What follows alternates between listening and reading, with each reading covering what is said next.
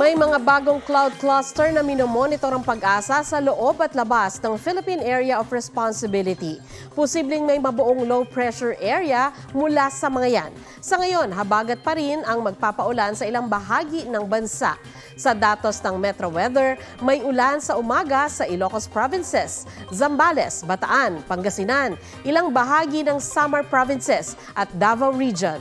Mas malaking bahagi ng Luzon ang uulanin sa hapon kasama ang iba pang probinsya sa Northern at Central Luzon, Bicol Region, Mimaropa at Calabarzon. May mga kalat-kalat na ulan din sa Panay Island, Negros Island Region, Central at Eastern Visayas, Northern Mindanao, Barm at Sulu Archipelago. May tsansa rin ng ulan sa Metro Manila lalo sa hapon at gabi.